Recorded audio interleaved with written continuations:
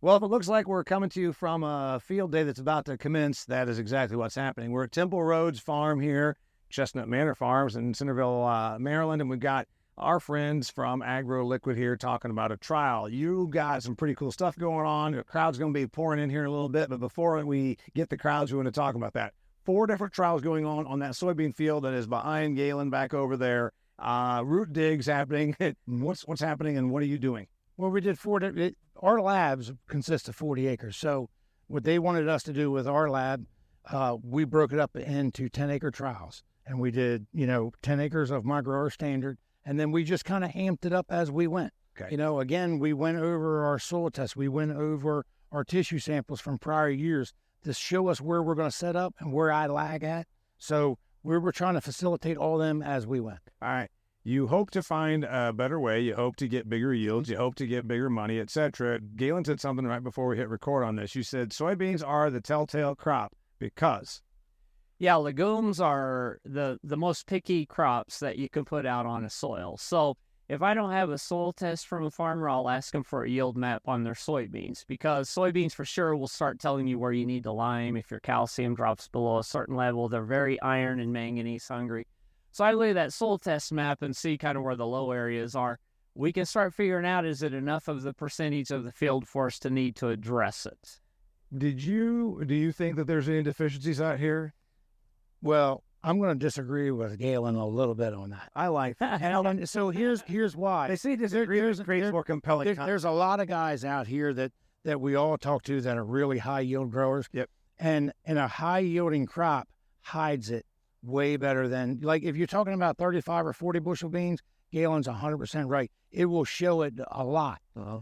But if a guy is a little higher management type of a style, he's right. It's manganese deficient. They're manganese hungry. Those guys are feeding those. And it's not really a tattletale kind of a sign when you get in that situation. When you get into guys that are growing good crops, maybe irrigated or whatever, on soybeans, it's a whole nother level. And then you fight a whole nother magnitude of problems. Yeah, but Temple, wouldn't you say that part of what you're doing there, what you're just saying, is that guys that are doing high yields are kind of putting insurance nutrients out there so you don't see the true deficiency? They are. And we followed them all the way through. The important thing is, of course, we're not going to sit here and argue like Molly and Chad did on film about tissue samples. About tissue samples. I had to interview you there. I had it in the needle. I'm telling you, I'm still shook up about it. But the good news is like that we use that for our data. The guys that want to grow. That's what's really good about it. Yeah. You can grow by your last year's tissue samples because your program is going to be very much similar. Yep. All right, so let's talk about the trials. Grower standard practice for you is very different than some people because you're a more intensive manager of your crop than many. So you start your grower standard practice, you keep adding to it. So kind of take me from 1 to 2 to 3 to 4. What are we adding, Galynn? What's going on out here in these trials? Yeah, first of all, the grower standard is kind of the things we know provide a response to soybeans. So you're looking at things like calcium, you're looking at, because they're going to feed the rhizobacteria, you're looking at phosphorus, you're looking at potassium. What we're going to do from there is start adding to that, because as we push the yield envelope, we've got to figure out what those next trigger points are. So you're going to see us do more foliar applications to see if that's going to push us into season. Okay, so we're going to do, say, Fertirain, and then we have a product called Capitalize, and Capitalize actually has potassium and calcium along with sulfur in it. We know all those are important on soybeans. There's very few companies that would combine that into one product, but we have, and we want to see what kind of yield kick we can get out of that. Got it. And everything was applied foliar. And then did we do anything? Yes, there was 2x2 and there was in-fur program too. Okay. So that was, when we were planting all this, we planted the corn and the soybean the same day. So we had 3 planters running. So I didn't do anything but sat on the trailer and I mixed stuff as the planters came up, and then they would go out and they would plant it. And now, once we get past that, yes, everything else is a foliar nutrition.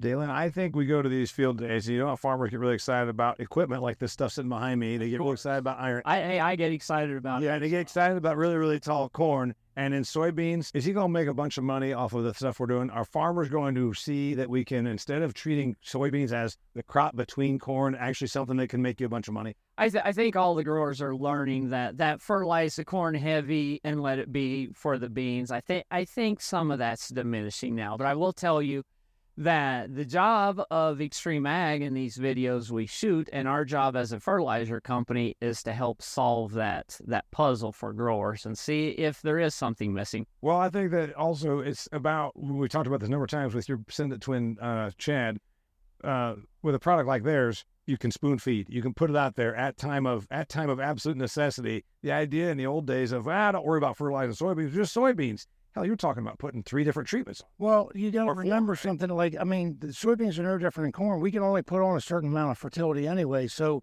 what we've learned here where, my region is spoon feeding has always been better. We've been doing it for years and years and years. Yeah. And to be honest with you, every time I can break that up and I can spoon feed, it's better for me.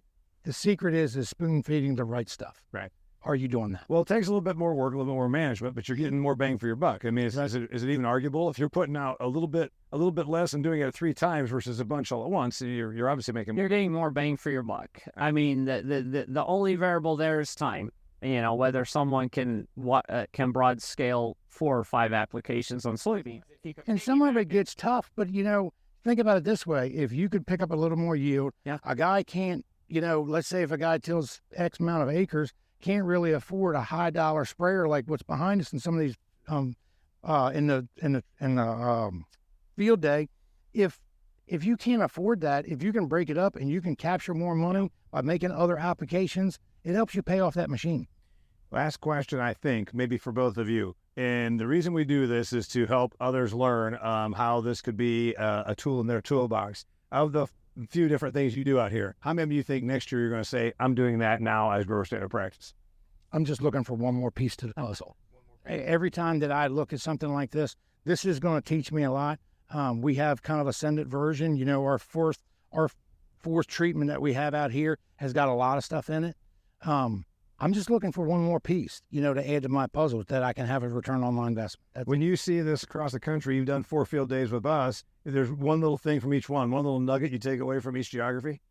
Yeah, there is. But that nugget really is no 2 geographies and no 2 climates are exactly the same. Or soils. And so you have to adapt as you go. And kind of to Temple's point on adding things throughout the season, I would imagine if he were in a severe drought and didn't have this sprinkler that he could run around this field, that his decision process might be a little bit different. So that spoon feeding allows you to accumulate information over the course of the season and then spend that dollar if needed. Spoon feeding saves you money either way, whether it gains you yield or whether you get into a situation where the weather is not, great for you at that point. Yes. You're not going to make that application. That's right. Well, we talked about that. This happens to be an irrigated field, and you've had decent rainfall. So go ahead and you did that final treatment, that 3rd foliar treatment. Mm-hmm. And if it weren't for the irrigation or weren't for the rainfall, you could back off on that. Yep. How much these soybeans going to make over here on your biggest one? I'll let you know when the combine hits it. Come on. We'll see. Till next time. Thanks for being here.